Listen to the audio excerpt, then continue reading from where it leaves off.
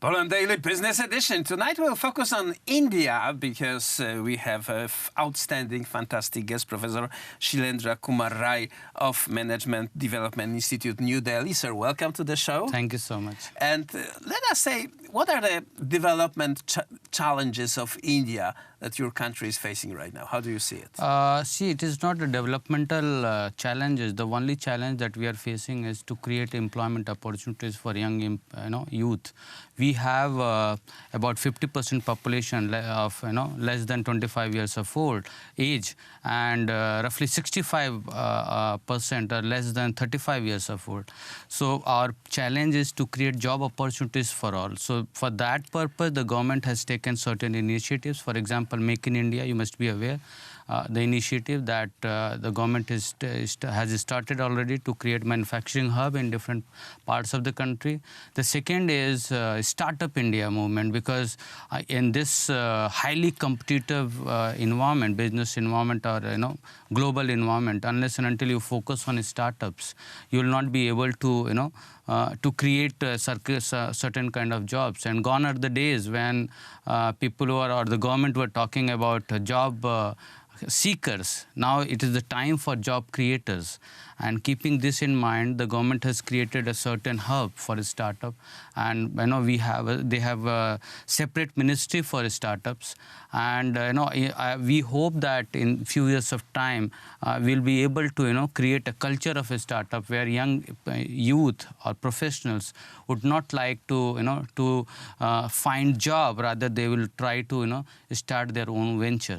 So you are not only trying to give those people jobs, but also trying to move them up into the next level. To the next level, yeah. To the more inventive jobs, to the jobs that have higher margin, yeah, than those manufacturing low-end, yeah, jobs. Mm-hmm. Yeah, because the countries, if you see the economics or the base of U.S. economy, the base of Scandinavian countries, you'll find all these are startup-based economies and high-end technology-based economies.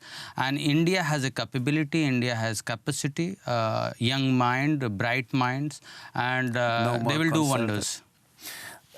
So this is very, very interesting. You need to have a people who will be able to do the jobs that are creative, yeah, to be able to conduct the business processes, yeah, and so on, so on. So that means also training, proper background. Yeah. And I would like to add, last month the World Bank has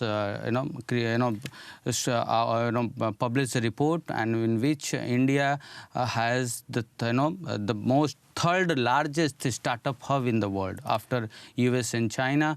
And Bangalore, which is in the south of India, is considered as the fifth top destination for a startup in the world. So which shows that we have created a startup culture, and young people are taking initiative to start their own business rather than looking for the job. The place that hosted the international businesses and was a manufacturing hub of the world was China for a long time. Now the leaders of the world are publicly saying that this is a communist economy, that yeah, intellectual property is being stolen, yeah, over there, that the manufacturers are not honest with their business partners, producing counterfeit products. Yeah.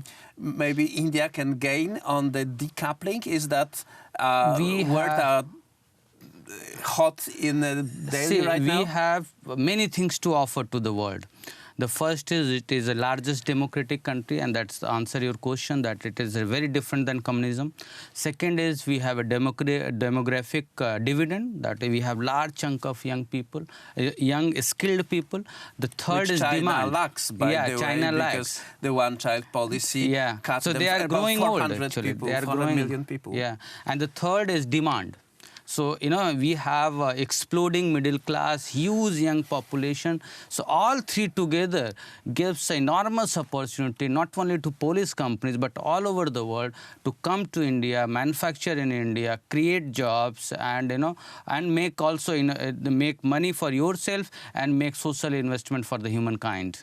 You are also kind of warranty that the capital invested in India will not be something like Ukraine or Russia, when No, the it is country not can like, seize your no, it is property. not like this. It is a democratic country, right? And there is a process of everything. So it has never happened in the past, and it will never happen again in the future also. Because now the government that we have, the government supports businesses. And last week another report has come from the World Bank. India has jumped to 11 positions actually in the top business ranking, and 58th rank in world's competitive index. So which shows that we are improving continuously, and businesses, I feel that by 2025 our target is to make a 3 trillion economy to 5 trillion economy, and government is thinking of spending roughly 1.5 trillion in the next 5 years.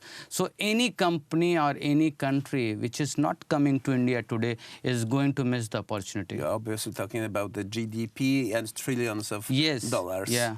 Poland is about half of trillion right now, and we are moving to the one, but it's a long way. But my here point also that Poland is a gateway to to Central and Eastern European economies. Now the point here is it is a growing economy, growing at 5+%. India is 7+. Now and the trade between these two countries is very low. It is just 3 billion. And however, there are many Indian companies already operating in Poland, but still we have not actually exploring the possibility of enormous growth in terms of trade between these two countries. And the future can only be bright for both countries. Professor Shailendra Kumar Rai was our guest, sir. Thank you very much for this conversation. And that was it for tonight. Thank you so much. Poland Daily Business.